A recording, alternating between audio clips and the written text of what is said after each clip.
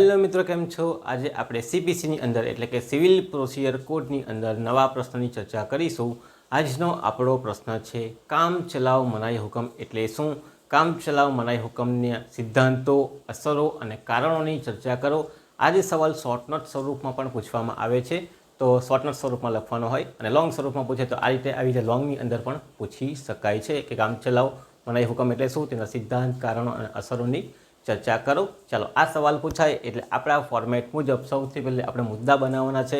જે મુદ્દા આવતા હોય તો શોર્ટ નોટની અંદર ખાલી કહી દેવામાં આવે કે કામ ચલાવ મનાઈ હુકમો સમજાવો, તો તમારા મુદ્દા બનાવવાના હોય. તો આપણે આ સવાલને રીતે એને મુદ્દા બનાવી દઈએ. તો સૌથી પહેલાં આપણે પ્રસ્તાવના સમજાવવાની છે. ત્યાર પછી કામ ચલાવ મનાઈ હુકમ એટલે શું, એની વ્યાખ્યા કરવામાં આવેલી છે, કયા ઓર્ડર નંબરમાં કરવામાં આવેલી છે, તો એનો અર્થ સાથે સમજાવવાનો, સાથે ઉદાહરણ આપવાનું છે. ત્યાર પછી આપણને પૂછેલું છે કે કામ ચલાવ મનાઈ હુકમના સિદ્ધાંતો, એટલે કે જ્યારે કોર્ટ કામ ચલાવ મનાઈ હુકમ આપે ત્યારે કયા સિદ્ધાંતનો ઉપયોગ કરે, તો તે સિદ્ધાંત આપણે લખશું. ત્યાર પછી એના કારણો, કયા કારણસર કામ ચલાવ મનાઈ હુકમ આપવામાં આવે તે કારણો દર્શાવશું. અને અસરો, કે કામ ચલાવ મનાઈ હુકમ આપવામાં આવે તો એની અસર શું પડે છે વાદી અને પ્રતિવાદી ઉપર. અને જો કેસ આવતો હોય તો કેસ સમજાવવાનો છે. અહીંયા એક મુદ્દો ઉમેરેલો છે કે કામ ચલાવ મનાઈ હુકમનો ભંગ કરવામાં આવે તો શું સજા થઈ શકે, એ પણ આપણને ખબર હોવી જોઈએ, તો એ પણ અહીં આપણે લખવાની છે. પછી કેસ સમજાવવાનો છે અને છેલ્લે તમારે સમાપન લખીને વાતને પૂર્ણ કરવાની છે. તમારા ઉપર આધાર રાખે છે કે જો શોર્ટ નોટમાં પૂછાય તો કેટલા પેજીસ ભરવાના અને લોંગમાં પૂછાય છે તો કેટલા પેજીસ ભરવાના. 7 પેજ સુધી સવાલને ખેંચવાનો પ્રયત્ન કરવો જોઈએ. એઝ અ 14 માર્કનો સવાલ પૂછાય તો 20 માર્કનો હોય તો તમારે એ હિસાબથી લખવાનો રહે. તમારા ઉપર છે કે તમે કેટલા ઉદાહરણ આપો છો અને કેટલી રીતે એને એક્સપ્લેન કરો છો.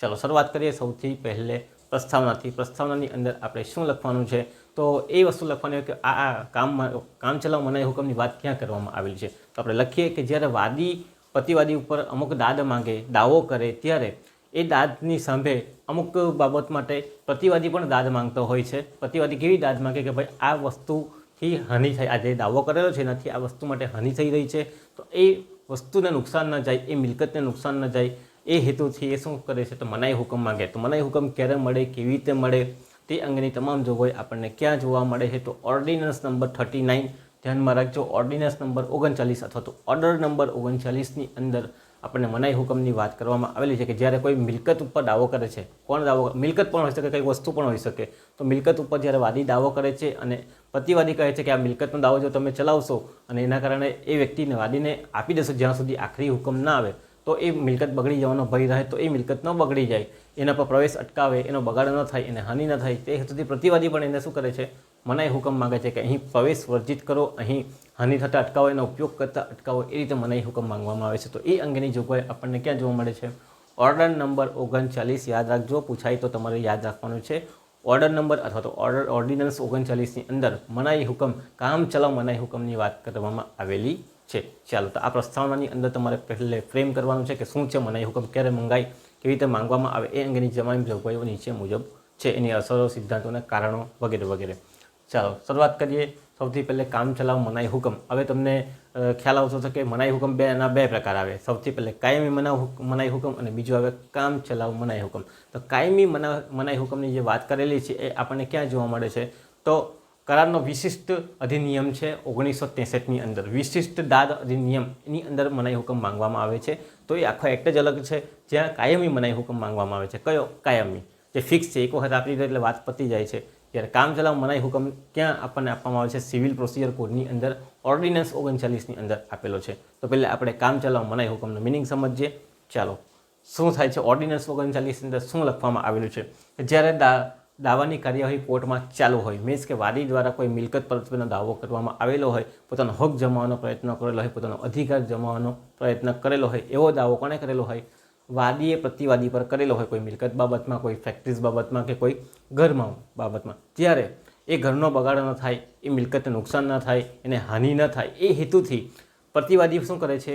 એ પ્રોપર્ટી ઉપર મનાઈ હુકમ માંગે છે. મનાઈ હુકમ માંગે એટલે કે સામેવાળો વાદી બી કે પ્રતિવાદી એ વસ્તુનો ઉપયોગ ન કરી શકે, એને હાનિ ન કરી શકે, એને જપ્તી ન કરી શકે, એનો કબજો ન કરી શકે, એનું વેચાણ ન કરી શકે, એનો ગંદી રીતે ઉપયોગ ન કરે, એ માટે શું કરે? પ્રવેશને વર્જિત થતો અટકાવે, અથવા તો ઉપયોગ કરતાં, એ મિલકતનો ઉપયોગ કરતાં અટકાવવાની કોશિશ માટે જે અરજી કાં કરે કોર્ટની અંદર પ્રતિવાદી દ્વારા કરવામાં આવે અને જો કોર્ટ એને મનાઈ હુકમ આપી દે તો એને શું કહેવામાં આવશે? કામ ચલાઉ મનાઈ હુકમ કહેવામાં આવે. પણ હજુ સુધી ફાઇનલ ડિસિઝન આવેલો નથી. ક્યાં સુધી? ખાલી આ તો કાર્યવાહી ચાલુ છે મિલકત પરત્વની કે હક પરત્વની કે અધિકાર પરત્વની, અને એ દાવાની કાર્યવાહી ચાલુ છે. ત્યારે પ્રતિવાદી પણ દાવો કરે છે. હજુ આખરી હુકમનામું કે બીજો હુકમનામું આવેલું નથી મિલકત કોની છે કેવી છે, બરાબર. પણ ત્યાં સુધી મિલકતનો કબજો કોના અંડરમાં જતો રહેશે? તો તે પ્રતિવાદી અથવા તો કોર્ટના કબજામાં જતો રહે કે આ મિલકતને તમે અટકાવો અને હની અટકાવોનો ઉપયોગ અટકાવો. એ હેતુથી જે હુકમ માંગવામાં આવે એને શું કહેવામાં આવશે? તો કામ ચલાવ મનાઈ હુકમ તરીકે ઓળખવામાં આવે છે. આ પરમાનન્ટ મનાઈ હુકમ નથી. પરમાનન્ટમાં ફાઇનલ હુકમનામું આપવામાં કે આ મિલકત આની અથવા તો આના પર 10 વર્ષ સુધી કામ બંધ કરી દો તો 10 વર્ષ સુધી કાયમી મનાઈ હુકમ આવી જશે. પણ કામ ચલાવવાનો મતલબ છે જ્યાં સુધી બીજો ઓર્ડર ના આવે કોર્ટનો ત્યાં સુધી એ વસ્તુને અટકાવવાની છે, એના પર પ્રવેશ અટકાવવાનો છે, એનો ઉપયોગ અટકાવવાનો છે, એનો કબજો અટકાવવાનો છે, એનું વેચાણ અટકાવવાનો છે અથવા એની જપ્તી અટકાવવાની છે. કોઈ બી બાબત માટે મનાઈ હુકમ માંગી શકાય છે. તો આટલી બાબતો છે જેના પર મનાઈ હુકમ મંગાય કે મિલકત આવી રીતે થયેલી હોય કે દાવો કરેલો હોય અને મિલકતને નુકસાન થતું હોય, હાનિ થતી હોય તો કામ ચલાવ મનાઈ હુકમ માંગવામાં આવે છે. સામેવાળો પણ માંગી શકે, વાદી પણ માંગી શકે, પ્રતિવાદી પણ માંગી શકે છે. તો આ વસ્તુ તમારે ધ્યાનમાં રાખવાની છે. તો કામ ચલાવ મનાઈ હુકમનો અર્થ લખાય તો શું લખવાનું છે કે જ્યારે વાદી તરફથી દાવો કરવામાં આવેલો હોય અને કોર્ટની અંદર પ્રોસિડિંગ્સ ચાલુ હોય ત્યારે બીજો હુકમ કે આખરી હુકમ જ્યારે આ મિલકત પરત્વે કે દાવા પરત્વે ન આવે ત્યારે ન્યાયનું હિત જળવાય તે હેતુથી સમપક્ષકાર શું કરે? એ મિલકત પર અમુક અધિકાર અથવા તો અમુક હક અથવા તો અમુક દાવો કરે છે અથવા અરજી કરે છે. કઈ અરજી? ભાઈ પ્રવેશ અટકાવવાની, એનો ઉપયોગ કરતો અટકાવવાની અને કૃત્ય કરવાની, બરાબર. તો એ બધી જે અટકાવવાની, કૃત્ય કરવાની, વેચાણ કરવાની, જપ્ત કરવાની ફરજ ઉપર સ્ટોપ કરાવડાવે એ અધિકાર શું કરે? ફરજ પાલન કરવાનો અધિકાર રદ કરાવડાવે તો એને શું કહેવામાં આવશે? કામ ચલાવ મનાઈ હુકમ તરીકે ઓળખવામાં આવે છે. પછી જ્યારે કાર્યવાહીમાં જે ફાઇનલ ડિસિઝન આવે તે આવતાની સાથે આ મનાઈ હુકમ ઓટોમેટિક કેવો થઈ જતો હોય? રદ થઈ જતો હોય. કારણ કે ત્યારે અધિકાર ઉત્પન્ન થઈ જતો હોય, કબજો ઉત્પન્ન થઈ જતો હોય. તો આટલી વાત તમારે શાની અંદર લખવાની છે? અર્થની અંદર લખવાની છે કે કામ ચલાવ મનાઈ હુકમ કોને કહેવામાં આવે? કે જ્યારે કોર્ટની અંદર કેસ ચાલુ છે, કાર્યવાહી ચાલુ છે, ત્યારે સમૂહ અધિકાર શું કરે? એ મિલકત પર અધિકાર જન્માઈ રહે, એને હાનિ ન થાય, એનું વેચાણ ન થાય, એની જપ્તી ન થાય, એ હેતુથી તેને ભંગ ફરજનું પાલન અટકાવવામાં આવે. કોનું? વાદીનું અથવા પ્રતિવાદીનું. બંધોમાંથી કોઈ પણ એક દાવો કરી શકે. વાદી બી કરી શકે, પ્રતિવાદી પણ કરી શકે. એ સમપક્ષકાર બીજા પક્ષકારને અટકાવે છે કે આ કામ તમારે કરવાનું નથી અથવા તો આ રીતે કરવાનું છે, આનાથી વધારે નથી કરવાનું, એવું મને હુકમ માંગવામાં આવે. તો આ જે હુકમ માંગવામાં આવે ને કામ ચલાવ મનાઈ હુકમ કહેવામાં આવે છે. પછી તમારે શું લખવાનું છે? ઉદાહરણ તરીકે સમજાવવાનું છે કે કામ ચલાવ મનાઈ હુકમ શું છે. ઓકે, તો આટલી વસ્તુ આની અંદર લખવાનું કે કામ ચલાવ મનાઈ જ્યાં સુધી આખરી હુકમ ન આવે અથવા તો બીજો હુકમનામું ન આવે ત્યાં સુધી આ વેલિડ રહી. પછી જો આખરી હુકમનામું આવી જાય તો ઓટોમેટિક એ શું થઈ જાય? રદ થઈ જાય છે.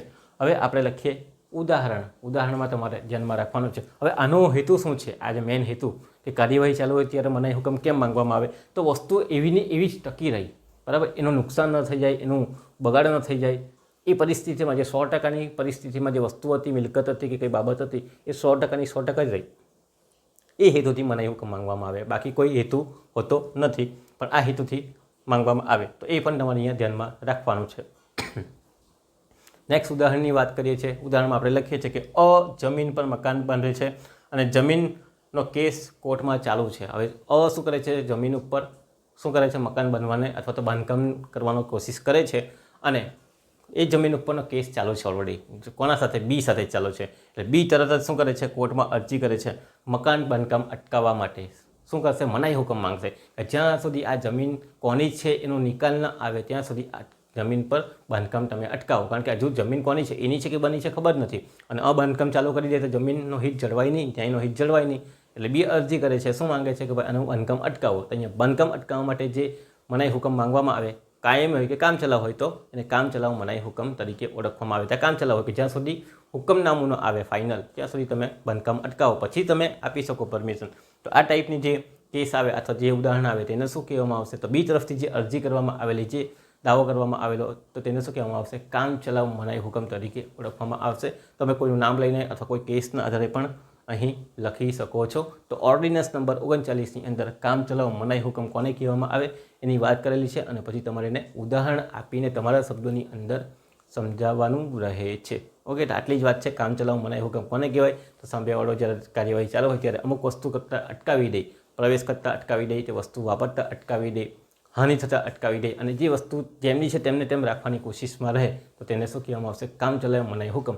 સામેવાળાને અટકાવવાનો છે અથવા તો પોતે પણ અટકવાનો છે, સામેવાળા આપણા પર કેસ કરતા આપણે અટકી જવાનું છે. તો આ વસ્તુ રહેલી છે. તો કામ ચલાવ મનાઈ હુકમનો અર્થ અહીંયા તમારે આ રીતે સમજાવવાનો. હવે આપણે વાત કરીશું કામ ચલાવ મનાઈ હુકમના સિદ્ધાંતો. સિદ્ધાંતોનો મતલબ શું? ભાઈ સિદ્ધાંતો એટલે શું કે જ્યારે પણ કોર્ટ આમ કામ ચલાવ મનાઈ હુકમ આપશે તો જોશે કંઈ નહીં ને કંઈ કે કામ ચલાવ મનાઈ હુકમ ક્યારે આપી શકાય. એવું તો અંદર શું છે કે કેસની અંદર કે માંગીને આપી દેવાનું. એમ તો કોર્ટ ઉપર પોતાનો સ્વતંત્ર પાવર રહેલા છે. કોર્ટની વિવેક બુદ્ધિ પર આધાર રાખે ભાઈ કે આને કામ ચલાવ મનાઈ હુકમ આપવાનો કે ન આપવાનો. પણ અહીં અમુક સિદ્ધાંતો છે, અમુક બાબતો છે એ જજ દ્વારા જોવામાં આવે અથવા તો કોર્ટ દ્વારા જોવામાં આવે, એનું પાલન થતું હોય તો પછી કામ ચલાવ મનાઈ હુકમ આપે, અધરવાઇઝ એને રદ કરી દેતા હોય, એ અરજીને રદ કરી દેતા હોય. ઓકે, તો જોઈ લઈએ કયા કયા નિયમો છે, કયા કયા સિદ્ધાંતો છે. સિદ્ધાંત એટલે નિયમ. કોર્ટને મનાઈ હુકમ આપે ત્યારે નીચેની બાબતો જોશે પછી હુકમ આપશે, એટલે કે મનાઈ હુકમ આપશે. કોર્ટ વિવેક બુદ્ધિ પર આધાર રાખે એમ તો કે ભાઈ પોતાની મરજી પર ચાલે, લેવું કે નહીં લેવું, સિદ્ધાંતને ધ્યાનમાં લેવા કે નહીં લેવા, બનાવ પણ જોશે અને પછી શું આપે? કામ ચલાવ મનાઈ હુકમ આપે. તો પહેલી વાત આપણે જોઈએ. સૌથી પહેલી વાત અંદર જ્યારે કોર્ટ જોઈ શું છે કે તકરાર કેવી હોવી જોઈએ? સાચી હોવી જોઈએ. ખરેખર કેવી હોવી જોઈએ? સાચી હોવી જોઈએ. ઉલ્લુ બનાવવાવાળી હોવી જોઈએ નહીં. અમુક લોકો જુઠ્ઠાણા હોય કે જે ખોટા અરજી કરીને કામ અટકાવવાની કોશિશ કરતા હોય, પ્રવેશ અટકાવવાની કોશિશ કરતા હોય, ખરેખર એ લોકોનો હક પણ ન થતો હોય, બરાબર, થર્ડ પર્સન પણ હોય. તો અહીં કહેવામાં આવે છે કે તકરાર ખરેખર કેવી હોવી જોઈએ? સાચી. તો કોર્ટ જોશે કે તકરાર કેવી છે? ખરેખર સાચી હોવી જોઈએ. બંધારણનો હકનો અધિકારનું હનન થતું હોવું જોઈએ તો મનાઈ હુકમ આપે, અધરવાઇઝ નહીં આપે. તો શું છે? તકરાર ખરેખર સાચી હોવી જોઈએ. બનાવટી કે ખોટી તો નથી ને? કપટપૂર્વક કે ખોટી રીતે તો નથી કરેલી ને? બરાબર, કામ અટકાવવા માટે તો નથી કરેલી ને? તો એ કોણ જોશે? કોર્ટ જોવાનો પ્રયત્ન કરશે પુરાવાના આધીન કે ભાઈ ખરેખર આવું છે તો મનાઈ હુકમ આપો, અધરવાઇઝ રદ કરી દેશે. તો પહેલો સિદ્ધાંત શું જશે કે ભાઈ જે બનાવ કે તકરાર છે એ કેવી હોવી જોઈએ? ખરેખર અને સાચી હોવી જોઈએ. ખોટી કે ઈરાદાપૂર્વક નુકસાન પહોંચાડે તેવી હોવી જોઈએ નહીં. તો આ કોણ જોશે? કોર્ટ જોશે. કોર્ટ ઉપર આધાર રાખે. બીજી વાત, સફળતાની તક વધારે હોવી જોઈએ. જે વ્યક્તિ કામ ચલાવ મનાઈ હુકમ માગે છે એની સફળતાની તક કેવી હોવી જોઈએ? થોડી વધારે હોવી જોઈએ. એની જીતવાના ચાન્સીસ કેવા હોવા જોઈએ? વધારે હોવા જોઈએ. તો કામ ચલાવ મનાઈ હુકમ આપવામાં આવશે, અધરવાઇઝ આપવામાં આવતો નથી. એ કેવી રીતે સાબિત થાય? તો ભાઈ પુરાવા એણે રજૂ કરેલા હશે કે ભાઈ આ પુરાવાના આધીને કહી શકીએ છીએ કે કામ ચલાવ મનાઈ હુકમ આધાર આપો અમને. હવે તો જમીનનો કેસ ચાલુ છે, મારા પાસે પણ આ પુરાવા છે. તમે એવી રીતે જમીન પર બાંધકામની અરજી આપી દો અથવા બાંધકામની પરવાનગી આપી દો તો એ તો ખોટું છે. તો ત્યારે કોર્ટ અટકી જતી હોય છે અને મનાઈ હુકમ આપે તો શું છે? મનાઈ હુકમ માંગે ત્યારે આ જેણે પણ અરજી કરેલી છે એણે સાબિત કરવાનું છે કે ભાઈ એની સફળતાની તક કેવી છે? વધારે છે. એની પાસે જે પુરાવા છે એ ઇનફ છે કે કામ અટકાવી શકાય અથવા તો મનાઈ હુકમ આપી શકાય. તો એટલા પુરાવા એની પાસે હોવા જોઈએ. આટલા હોય તો પછી મનાઈ હુકમ આપી શકાય. તો આ સિદ્ધાંત પણ લાગુ પડે છે. ત્રીજો, ગંભીર પ્રકારનો પ્રશ્ન હોય, ગંભીર અથવા તો મહત્વનો પ્રશ્ન રહેલો છે. જેમ આપણે કહીએ ને બંધારણનો પ્રશ્ન છે, કંઈ ખબર નહીં પડે, કોર્ટને ડિસ્કસ કરવું પડે. અહીં તો ગંભીર પ્રકારના પ્રશ્નો હોવા જોઈએ. અદાલતને લાગવું જોઈએ કે આ જે પ્રશ્ન છે, આ જે બાબત છે કેવી છે? ગંભીર પ્રકારની અને મહત્વની છે તો જ મનાઈ હુકમ આપશે. અધરવાઇઝ મનાઈ હુકમ ખાલી નાની વાત છે, નાની અમથી વાતમાં પછી હું મનાઈ હુકમ આપવાનું તો ત્યારે નથી આપતા. પણ જો ગંભીર પ્રકારના પ્રશ્નો હોય કે અધિકારનો પ્રશ્ન છે, ભાઈ જોવું પડશે આમાં ડીપમાં, બધી તપાસ કરવી પડશે એવો પ્રશ્ન હોય, મહત્વનો પ્રશ્ન હોય, ત્યારે અદાલતને લાગે તો પછી એ મનાઈ હુકમ આપે, અધરવાઇઝ આપતા નથી. તો પ્રશ્ન જોવામાં આવે છે, બાબતો જોવામાં આવે છે, બનાવ જોવામાં છે કે મહત્વની છે કે નોર્મલ છે, કેવી છે, મુદ્દાની હકીકત છે કે પછી સીધી હકીકત છે, એ જોવામાં આવે છે. તો એના આધારે પછી ગંભીર પ્રશ્નો હોય તો મનાઈ હુકમ આપવામાં આવે અથવા મહત્વના પ્રશ્નો હોય તો આપવામાં આવે. નેક્સ્ટ છે નુકસાન વળતરનો અભ્યાસ. ચોથી બાબત શું કહે છે સિદ્ધાંતની અંદર અથવા નિયમની અંદર કે કામચલાઉ મનાઈ હુકમ આપે ત્યારે નુકસાન વળતરની ચકાસણી કરવામાં આવે કે શું સામેવાળો નુકસાન વળતર આપી શકે છે કે આ બાબતનું નુકસાન વળતર મળે છે કે કેમ. જો નુકસાન વળતર મળતો હોય તો પછી કામચલાઉ મનાઈ હુકમ આપવામાં આવતું નથી. પણ જો નુકસાન વળતર ન મળતો હોય તો કામચલાઉ મનાઈ હુકમ આપવામાં આવે. તો સૌથી પહેલો અભ્યાસ શાનો થાય? નુકસાન વળતરનો અભ્યાસ કરવામાં આવે છે. તો એ કોણ કરે? ભાઈ કોર્ટ કરશે, બરાબર. કમિશનને બધા નિમણૂક કેમ કરે? આના માટે જ કરે. તો નુકસાન વળતર મળતું હોય ત્યારે કામચલાઉ મનાઈ હુકમ આપવામાં આવતું નથી. તો આ ધ્યાનમાં રાખવાનું છે. નુકસાન વળતરનો અભ્યાસ કરવામાં આવે. જો મળતું હોય તો ન આપે, નહીં મળતું હોય, મહત્વની બાબત હોય તો પછી ત્યારે કામચલાઉ મનાઈ હુકમ આપવામાં આવે. નેક્સ્ટ બાબત છે સગવડોની સમતુલા. અમુક પ્રોપર્ટીની અંદર સગવડોની સમતુલાનો પણ અભ્યાસ કરવામાં આવે છે. એના પર ભાડું મળતું હોય, વ્યાજ મળતું હોય, અમુક બાબતો મળતી હોય તો એ પણ જોવામાં આવે કે કામચલાઉ મનાઈ હુકમ આપવું જોઈએ કે ન આપવું જોઈએ. તો સગવડોનો પણ અભ્યાસ કરવામાં આવે કે જે પ્રોપર્ટી સાથે જોડાયેલી હોય, સગવડો પ્રતિવાદી અથવા વાદીને મળે છે કે કેમ, મળતી હોય તો ન પણ આપે, નહીં મળતી હોય તો પછી આપે. બરાબર, તો એ વસ્તુ પણ ધ્યાનમાં રાખવાની છે. ચાલો, અધિકારનો હક છીનવાતો હોય 6થા નંબર પર. ચાલો, હવે અમુક વ્યક્તિઓ કાયમી મનાઈ હુકમ માંગતા હોય, જેના કારણે સાંભેવાળાનો હક છીનવાઈ જતો હોય. એ હક છીનવાનો જ્યારે પ્રશ્ન હોય તેવા સંજોગોની અંદર હક ન છીનાય એ માટે પણ શું આપવામાં આવે છે, ભાઈ કામચલાઉ મનાઈ હુકમ આપવામાં આવે છે. કારણ કે કાં તો વાદીનો કાં તો પ્રતિવાદીનો બંનેનો હક છીનવાઈ જવાનો છે. કોઈ કેસ કરવાનો કે અપીલ કરવાનો કે અગાડી કાર્યવાહી કરવાનો એ ન થાય એના માટે લોકો શું કરે, જ્યારે કાયમી મનાઈ હુકમ આપેલો હોય, માંગેલો હોય, ત્યારે કામચલાઉ મનાઈ હુકમ આપવાનું એ લોકોને સારું લાગે, ત્યારે કામચલાઉ મનાઈ હુકમ માંગે. તો કાયમી મનાઈ હુકમ માંગેલો હોય અને અધિકાર છીનવાનો પ્રશ્ન આપણને દેખાતો હોય, અગાડી કાર્યવાહી ઠપ થઈ જવાની હોય, તેવા સંજોગોની અંદર કામચલાઉ મનાઈ હુકમ કોર્ટ આપવાનું વધારે પસંદ કરે છે. તો આ સિદ્ધાંત છે, એના આધારે જોશે ભાઈ કોર્ટ કે કામચલાઉ મનાઈ હુકમ આપવાનું કે નહીં આપવાનું. તો આ સિદ્ધાંતોનો તપાસ કરશે, જો એનો લાગે તો આપશે, અધરવાઇઝ ન પણ આપે. એ કોના ઉપર આધાર રાખે, જે બેઠેલા જજ છે એના ઉપર આધાર રાખે છે. પણ આટલી બાબતોની ચકાસણી તો જરૂર કરતો હોય છે એક જજ, જ્યારે કામચલાઉ અથવા કાયમી મનાઈ હુકમ આપતો હોય ત્યારે. ચાલો, તો આ છે સિદ્ધાંતો, તમારે ડીપમાં એને લખવાના છે અંડરલાઇન કરીને પોતાના શબ્દોની અંદર અથવા તો પોતાની જે પ્રેઝન્ટેશન છે એની સાથે. નેક્સ્ટ, હવે બીજા મુદ્દાની વાત કરીએ, અસર. તો અસરો લખશું આપણે. પહેલી અસર થાય, અસરનો મતલબ શું થાય, હવે કામચલાઉ મનાઈ હુકમ આપી દીધો તો શું ઇમ્પેક્ટ પડવાની, વ્યવહાર કેવા થઈ જવાના તેની વાત છે. બરાબર, તો કામચલાઉ મનાઈ હુકમની ઇમ્પેક્ટ વાદી અને પ્રતિવાદી પર કેવી પડે એ તમારે અહીંયા સમજાવવાનું. તમે અહીંયા એમ પણ સમજો કે વાદી પર શું અસર પડે, પ્રતિવાદી પર શું અસર પડે, એ પણ સમજાવી શકો છો અલગ અલગ બતાવીને. પણ આપણે અહીંયા એક જ સાથે લખવાનો પ્રયત્ન કરીએ, કોમન વિચારી દઈએ કે ભાઈ શું ઇમ્પેક્ટ પડે કામચલાઉ મનાઈ હુકમ આપે તો. ચલો, આ ઉદાહરણ તો આપણે અહીંયા આપેલું જ હતું આ રીતે જમીન ઉપર. હવે એની ઇમ્પેક્ટ શું થવાની તે જોઈએ, વિચારીએ.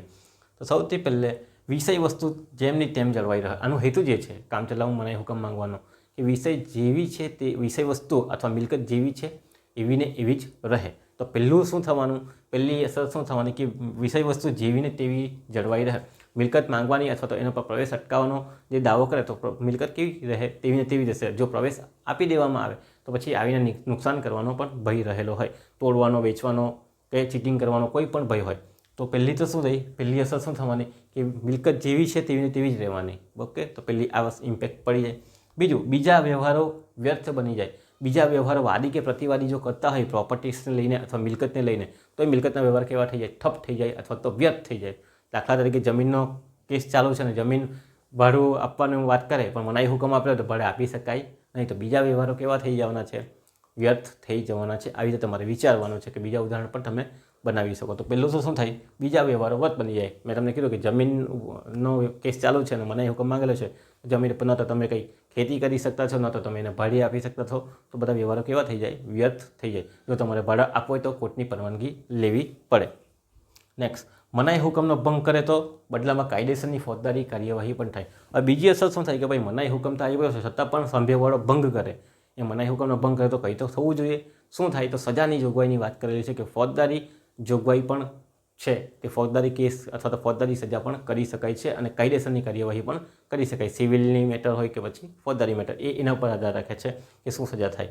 તો મનાઈ હુકમનો ભંગ કરે, જ્યારે કોર્ટે મનાઈ હુકમ કરેલો છે છતાં પણ સાંભેવાળા માનતા નથી, એનો ભંગ કરે, વારે પ્રવેશ કરે છે અને એનો ઉપયોગ કરે છે, તો પછી એમને કાયદેસરની કાર્યવાહીનો ભોગ બનવો પડે. એટલે કે એમને સામે ફોજદારી કાર્યવાહી કરી શકાય. 3 માસની સજા થાય છે. અહીંયા આપણે જોશું કેટલા માસની સજા થાય તે એની વાત છે, તો એ પણ થઈ શકે છે. ચાલો, હવે આગળની વાત કરીએ. જ્યાં સુધી આખરી હુકમનામું કે બીજો હુકમનામું આવે ત્યાં સુધી અધિકાર અદાલત પાસે અથવા તો પક્ષકાર પાસે રહે. જ્યાં સુધી આખરી હુકમનામું ન આવે ત્યાં સુધી એ હક બધા કોના પાસે જતા રહે, અદાલત પાસે જતા રહે, અથવા તો જેની પાસે પ્રોપર્ટીઝ રાખવા માટે કીધેલું હોય તેની પાસે જતા રહે છે. આપણે એમ જ સમજવાનું છે કે અદાલત પાસે બધા હક જતા રહે છે, કારણ કે અદાલત પછી નક્કી કરશે કે જમીન વેચવાની કે પછી શું કરવાનું, અગાડી ઉપયોગ કરવાની કે નહીં કરવા દેવાની. તો આ ધ્યાનમાં રાખવાનું છે. બીજી અસર શું થવાની, જ્યાં સુધી આખરી અથવા તો બીજો હુકમનામું ન આવે ત્યાં સુધી એ મિલકત પરત્વે અથવા તો જે દાવો કરેલો છે એ પરત્વેના અધિકાર કોના પાસે જતા રહી, અદાલત પાસે જતા રહી. કારણ કે વાદી અને પ્રતિવાદીએ કંઈ કરવું હશે એના ઉપર તો અદાલતને પૂછવું પડે, એના વગર પછી કંઈ થાય નહીં. એટલે બધા અધિકાર કોના અંદરમાં જતા રહી, તો અદાલત પાસે જતા રહી. ક્યાં સુધી, જ્યાં સુધી આખરી અથવા તો બીજો હુકમનામું ન આવે ત્યાં સુધી. એ હુકમનામું આવે પછી તો વાત જ પતી જતી હોય. ઓકે, ચાલો, તો આ છે. બીજું 5મા નંબરની વાત છે, પ્રવેશ, જપ્તી, વેચાણ, ઉપયોગ જેવા વ્યવહારો અદાલતની પરવાનગી વગર કરી શકતા નથી. તો તમારે પ્રવેશ કરવો હોય, ઉપયોગ કરવો હોય, બરાબર, વેચાણ કરવું હોય કે જપ્ત કરવો હોય કે કબજો લેવો હોય, એવા જે વ્યવહારો છે તે બધા કેવા થઈ જાય, રદ થઈ જતા હોય. એના માટે તમારે કોની પરવાનગી લેવી પડે? તો અદાલતની પરવાનગી લેવી પડે. તમે જાતે જ ઘૂસી જશો તો તમારા પછી દંડની કાર્યવાહી અથવા તો સજાની કાર્યવાહી થાય. એટલે પ્રવેશ, જપ્તી, વેચાણ, ઉપયોગ, ભાડે આપવું, તેનો ઉપયોગ કરવો, બરાબર, તે અંગેના વ્યવહારો અદાલતની પરવાનગીથી તમે કરી શકો છો, અધરવાઇઝ તમે કરી શકતા નથી. તો આ પણ એક ઇમ્પેક્ટ તો પડી જાય છે. તો આટલી અસરો આપણને જોવા મળે જ્યારે કામ ચલાવવા મનાઈ હુકમ આપવામાં આવે તો વિષય વસ્તુ એમની એમ જળવાઈ રહે છે. બીજા વ્યવહારો વ્યર્થ બની જાય છે. જો એનો ભંગ કરે તો કાયદેસરની કાર્યવાહી કરી શકાય છે. જદ્દા અધિકાર કોના અંડરમાં જતા રહે છે? અદાલતના અંડરમાં જતા રહે છે. અને કંઈ પણ પ્રવેશ, ઉપયોગ કે પછી જપ્તી કે ભાડે આપવા જેવા, અથવા તો જમીન હોય ને જમીન પર કેસ ચાલે, એના ઉપર બધી ખેતીવાડીની જગ્યા હોય એને કાપીને વળતર મેળવવાનું હોય તો એ પરવાનગી કોણ આપશે? અદાલત આપશે. તમે જાતે કરી શકતા નથી. તો આટલી ઇમ્પેક્ટ પડે છે જ્યારે કામચલાઉ મનાઈ હુકમ આપવામાં આવે છે ત્યારે. હવે આપણે જોઈએ કારણો.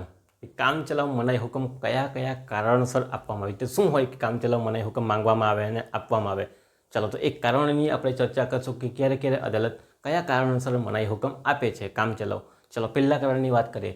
ચાલો, જ્યારે મિલકતનો બગાડ, નુકસાન કે હાનિ થવાનો ભય રહે, જેમ કે આપણે પ્રોપર્ટીઝની વાત કરીએ છીએ અથવા ખેતીવાડીની જગ્યાની વાત કરીએ છીએ, તો મિલકતનો શું થવાનો હોય? બગાડ અથવા તો હાનિ કે નુકસાન થવાનો ભય રહેલો હોય તો તેવા સંજોગોની અંદર અદાલત શું કરશે? મનાઈ હુકમ આપે. કારણ કે વાદી અને પ્રતિવાદીનો કેસ ચાલુ હોય ને એકબીજા જમીન પર જઈને તોડભાગ, નુકસાન એવું કરી શકતા હોય તો તેવા સંજોગોમાં બગાડ થવાનો પણ ભય રહેલો છે, નુકસાન થવાનો પણ ભય રહેલો છે. તો તેવા સંજોગોની અંદર કામચલાઉ મનાઈ હુકમ આપે કે ભાઈ તમારે બંધવે આ જગ્યા પર જવાનું નથી. એટલે બંધવનો પ્રવેશ વર્જિત જ્યાં સુધી એનો ફાઇનલ હુકમનામું ન આવે ત્યાં સુધી.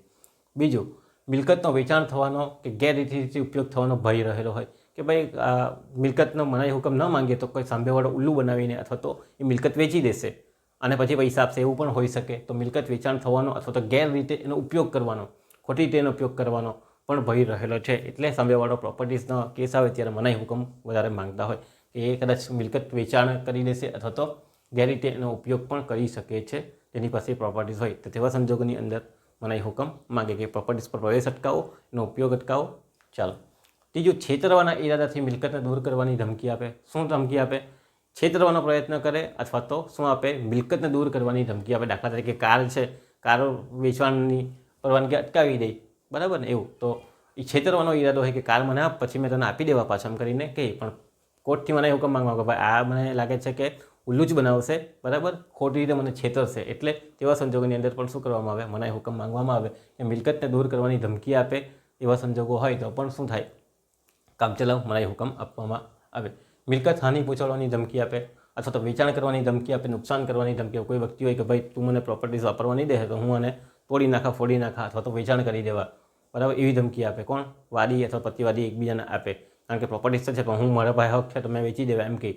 પણ કોર્ટ એને અટકાવે. પેલો સામેવાળો અરજી કરે કે ભાઈ આ તો વેચાણ કરી દેશે અથવા તો નુકસાન કરી દેશે, તમે એને અટકાવો. તો કામચલાઉ મનાઈ હુકમ માંગે.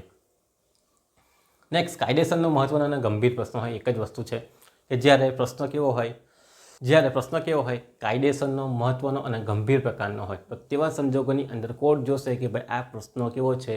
મહત્વનો છે, કાયદેસરનો છે, ખૂબ ડીપ એનાલિસિસ માગે તેવો છે. તો તેવા સંજોગોની અંદર પણ કામચલાઉ મનાઈ હુકમ આપે કે આ પ્રશ્નનું નિરાકરણ લાવવું થોડું મુશ્કેલ છે, વિચારવા પડે એવા સંજોગોની અંદર છે. તો એને શું કરે?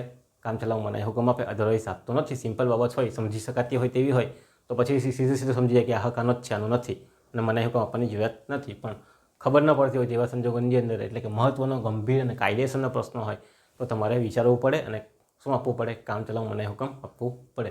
નેક્સ્ટ, ન્યાયના હિત માટે જરૂરી હોય ત્યારે શું આપવામાં આવે? તો મેઇન કારણ શું છે? ન્યાયના હિત માટે જરૂરી હોય. વાદી અને પ્રતિવાદી વચ્ચે મહત્વનો પ્રશ્ન રહેલો હોય અને ન્યાય હિત માટે જરૂરી હોય કે ભાઈ આ વસ્તુની પ્રોપર્ટી એવી ને એવી જ રહેવી જોઈએ. તો એવા સંજોગોની અંદર પણ કામચલાઉ મનાઈ હુકમ આપવામાં આવે છે.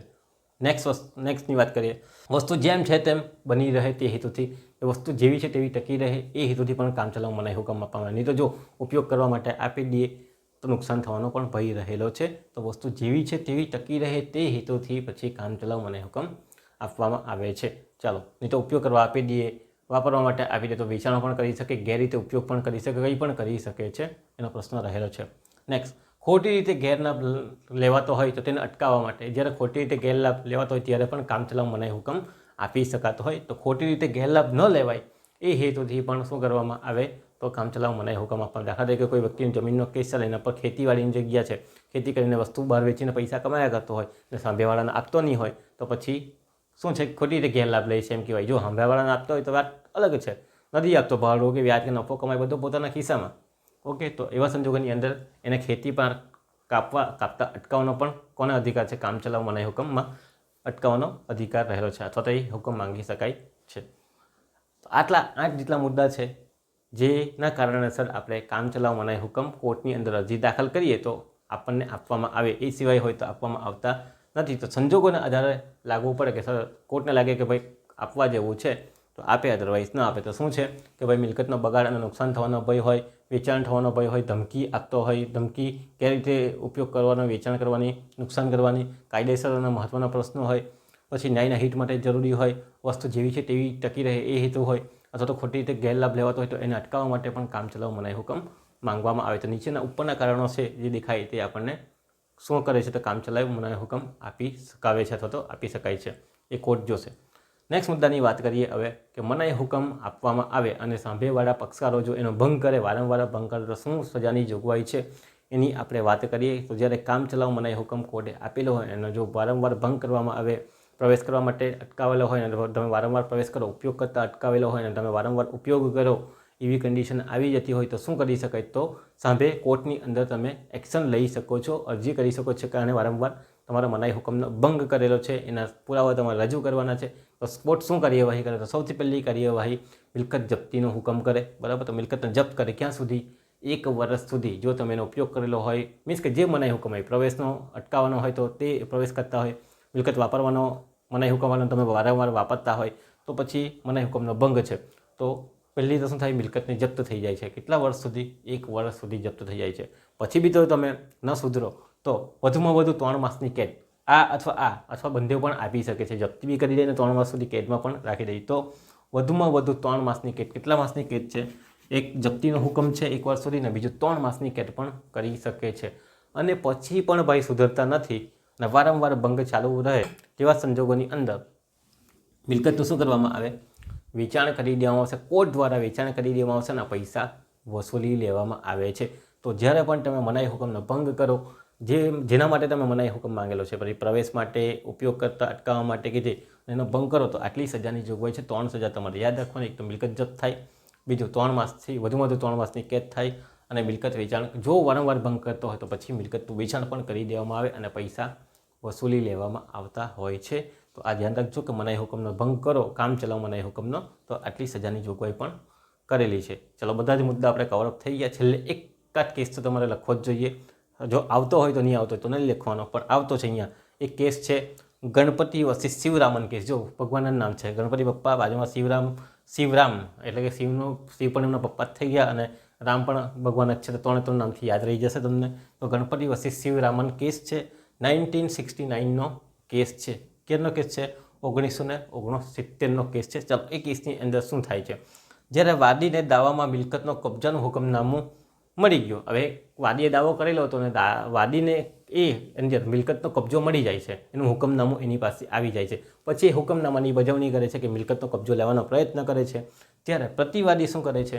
તો પ્રતિવાદી કોર્ટમાં જાય છે અને મનાઈ હુકમ લઈ આવે છે કે ભાઈ આને હુકમનામાની બજવણી કરતો, મીન્સ કે કબજો લેતા અટકાવો. કોઈ બી તો કોર્ટે એને આપી દીધો હશે કબજો, બરાબર. કોર્ટે આપ્યો, શું આપ્યું? મનાઈ હુકમ આપી. તો વાદીએ અરજી કરી, આપણે પહેલેથી જોઈ લઈએ. જ્યારે વાદી દાવા માટે મિલકતનો કબજો માંગે છે, એનો કબજો મળી જાય છે. કોને? વાદીને એનું હુકમનામું મળી જાય છે. પછી હુકમનામાની બજવણી કરવા જાય છે, મીન્સ કે પ્રોપર્ટી પર કબજો લેવા માટે જાય છે. ત્યારે પ્રતિવાદી શું કરે છે? પ્રતિવાદી ફરી પાછો કોર્ટમાં જાય છે અને શું કરે છે? મનાઈ હુકમ માંગે છે. મનાઈ હુકમ માંગે છે એટલે આવો ભાઈ જ્યારે કબજો લેવા જાય ત્યારે કે લે ભાઈ મનાઈ હુકમનું કાગળ છે, તારે અહીંયા કબજો લેવાની જરૂરત નથી. પણ ફરી પાછો ભાઈ કાં જાય છે? કોર્ટમાં ને કહે છે કે ભાઈ આ તો તમે તો હુકમનામું આપી દીધેલું છે ને આ મને અટકાવે છે. ત્યારે કોર્ટ કહે છે કે ભાઈ તમે કાયમી મનાઈ કામચલાઉ મનાઈ હુકમ તમારો રદ થાય છે. કેમ રદ થાય છે? કારણ કે ઓલરેડી ફાઇનલ હુકમનામું તમને આપી દીધેલું છે, એટલે કે મિલકતનું કબજાનું હુકમનામું તમને ઓલરેડી આપી દીધેલું છે. તો તમે કામચલાઉ મનાઈ હુકમ લઈ શકતા નથી, એને રદ કરી દેવામાં આવે છે. તો આટલો કેસની અંદર છે. જ્યારે વાદીએ અરજી કરેલી હતી, બરાબર, શાના માટે? એ દાવો જીતી જાય છે. દાવો જીતી જાય શાનો? જે મિલકતના કબજાનો દાવો જીતે છે. એ સાંભળવાવાળો કબજો લેવા માટે ના પાડે અથવા તો મનાઈ હુકમ કરે છે, તો કોર્ટે ઓર્ડર પાસ કરે છે અને પછી જ્યારે પેલો કબજો લેવા જાય છે ત્યારે આવીને બતાવે ઓર્ડર કે ભાઈ તને તો ના પાડી, આ કબજો નથી લેવાનો તારે. પણ પછી પાછો કોર્ટમાં જાય ને કોર્ટવાળાએ કહે કે ભાઈ ભલે તને કામચલાઉ મનાઈ હુકમ આપેલું છે, પણ આ ભાઈને તો ઓલરેડી ફાઇનલી હુકમનામું આપી દીધેલું છે, તો પછી આ કબજા તારા આ કામચલાઉ મનાઈ હુકમની કોઈ વેલ્યુ રહેતી નથી, તારે એને કબજો આપી દેવા પડશે. તો મનાઈ હુકમ કોર્ટે માંગ્યું, તો હુકમનામાની બજવણી વખતે કામચલાઉ મનાઈ હુકમને અટકાવી શકાય નહીં. ઓકે, તો આટલી વસ્તુનો કેસ છે કે કામચલાઉ મનાઈ હુકમ અટકાવી શકાય નહીં જ્યારે પણ હોય તો. આ રીતે મનાઈ હુકમની વાત તમારે લખવાની છે. સૌથી પહેલે પ્રસ્તાવનામાં કામચલાઉ મનાઈ હુકમ ક્યારે અને અસર શું છે એની વાત કરી. પછી કામચલાઉ મનાઈ હુકમનો અર્થ આપવાનો છે, પછી એના સિદ્ધાંતો જે છે તે લખવાના છે, પછી એની અસરો લખવાની છે, પછી એના કારણો લખવાના છે, પછી મનાઈ હુકમનો ભંગ થાય ત્યારે શું સજા થાય અને એક કેસ લખવાનો છે, અને પછી છેલ્લે તમારે સમાપન લખવાનું છે કે જ્યારે મિલકત પ્રોપર્ટી પર પોતાનો હક માંગવો હોય ત્યારે અમુક પ્રકારની દાદ માંગવી પડતી હોય, જેને કહેવામાં આવે મનાઈ હુકમ, જેમાં પ્રવેશતા અટકાવવાનો, હાનિ થતી અટકાવવાની, કોઈ મિલકત ઉપર એનો ઉપયોગ થતો અટકાવવો. તો કામચલાઉ જ્યારે મનાઈ હુકમ માંગવામાં આવે તો એની દાદ તમે આ CPCના ઓર્ડર નંબર 39 મુજબ માંગી શકો છો. અને ક્યારે એ દાદ મળે તેને કારણો, અસરો, સિદ્ધાંતો આપણે જોઈ ગયા છે. તો આ રીતે તમારે શું કરવાનું છે? સમાપન ફ્રેમ કરવાનું છે. ચાલો, તો સવાલ પૂછાય તો આ રીતે તમારે બધા મુદ્દા લાઇન ટુ લાઇન સમજાવવાના રહે છે. ખૂબ જ ઇઝી પ્રશ્ન છે. ઘણી વખત લોંગની અંદર પણ પૂછાય છે અને ઘણી વખત શોર્ટ નોટની અંદર પણ પૂછાય છે. તમને પૂછે ભાઈ કામચલાઉ મનાઈ હુકમ સમજાવો, તો આખી જ શોર્ટ નોટ તમે શોર્ટની અંદર સમજાવી શકો 3 થી 4 પાનાની અંદર. એ તમારો પર આધાર રાખે કે કેટલા માર્કની છે. ઓકે, તો સવાલ પૂછાય તો એને સારી રીતે અભિપ્રાય આપજો. બીજા પ્રશ્ન સાથે આપણે ફરી પાછા મળીશું. ત્યાં સુધી તમારો આભાર.